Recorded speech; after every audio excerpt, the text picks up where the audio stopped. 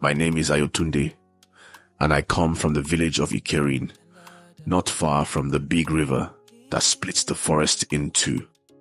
In our place, people say beauty is a gift from the gods, and shame is a curse they cannot take back. But one day, something happened in our village that changed how I think about love, beauty, and shame forever. It was the year the sky didn't cry much. The sun sat over our roofs too long. The yam leaves turned brown, and the river became thin, like a rope. But even in that dry year, we still found time to gossip and judge people. That's just how we were. That was the year Halima came back. We all remembered her as the blind girl with the red scarf, the one who always sang near the stream with her stick tapping the ground in front of her. Her mother died when she was 10, and her uncle sent her far away to live with distant family. Nobody thought we would see her again.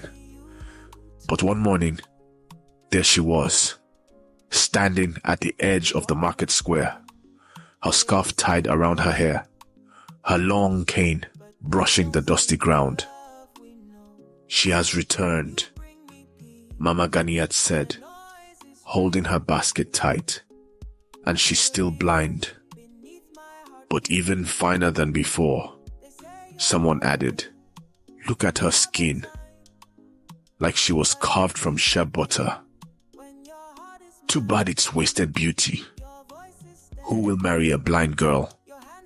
Said old man Laro, spitting near the ground. That's how our people are. Sweet words followed by sharp ones. Then the real gossip started the following week, because we noticed that Halima was always walking with Musa. Now, let me tell you about Musa. Musa was the son of a hunter, but he never followed his father's path. When he was 13, a strange disease covered his face with black and purple spots. His skin became rough and patchy. Some said it was a curse from a spirit he offended. Others whispered that his mother once bathed at a forbidden stream when she was pregnant with him. Children used to scream and run when he walked past. Adults looked away quickly, pretending not to see him. He grew quiet and mostly stayed indoors, making carvings from wood and calabash. So when we saw Halima, fine, blind Halima, holding Musa's arm in the mornings and sitting beside him near the river in the evenings, you can imagine how tongues began to move like fans. They say she doesn't know what he looks like, shouted Kunle, the palm wine tapper, loud as always. If she could see, she would run. They must be doing things, whispered Iyaronke, licking her teeth. Why else would she visit his house? Such a waste, Mama Ganiat sighed. Someone that beautiful. If only the gods could give her eyes. But me, I watched them quietly. I saw how she laughed when Musa told her stories, how his hands gently brushed dust from her wrapper, how he placed small carvings in her palms, and waited while she touched them to guess what they were. And even though her eyes were cloudy and lost, the way she tilted her face to where he sat, it was like she saw something nobody else did.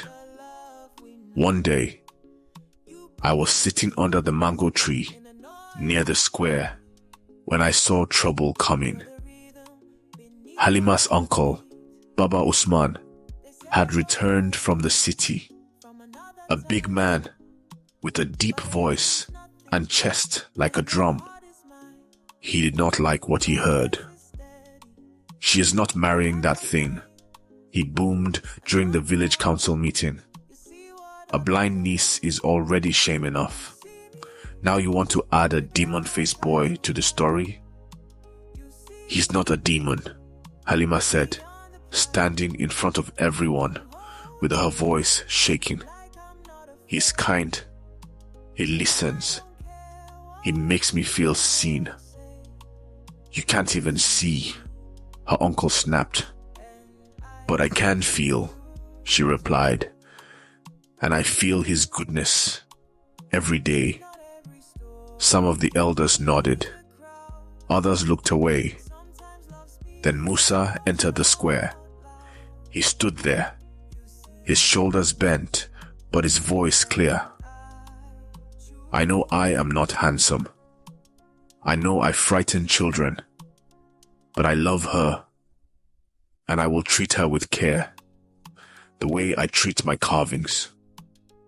Someone from the crowd laughed. You think marriage is a wooden cup?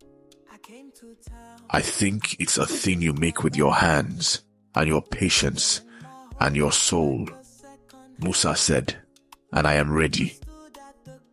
The chief, Baba Ade, cleared his throat. These are strange times, but love, no matter how small or big, should not be punished.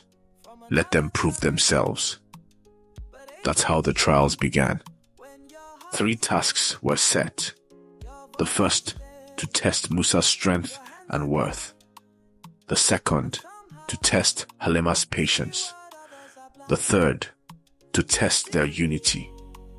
For the first trial, Musa was told to hunt a wild boar, the one that had been disturbing our yam fields. He went into the forest alone. People thought he would die, but 2 days later, he returned, blood on his hands, a large boar on his back. It wasn't strength that helped him. He had set clever traps, using tricks his father taught him before the disease made him hide away. The second trial was cruel. Halima was left in the village square for a whole day with flies, sun, and mocking songs from children. Her job was to sit still and wait without crying or shouting. Is this how she will live when he's gone? Asked her uncle. She sat there, face calm, lips pressed tight. Musa came at sundown, carrying a gourd of water. He sat beside her and placed her head on his shoulder. She had passed. The final test, unity. They were taken to the river, tied with one rope at the waist. They had to climb the hill behind the village together, each step needing balance, agreement, and trust. I watched from afar as they stumbled, fell, argued, but never let go. They reached the top as the sun set, arms around each other. That night, the sky opened for the first time in weeks. Rain washed over the village. People came out, dancing. They said it was a sign. Halima and Musa were allowed to marry. They did not have a big wedding, just palm wine, laughter, and song. She wore a yellow wrapper, and he wore white.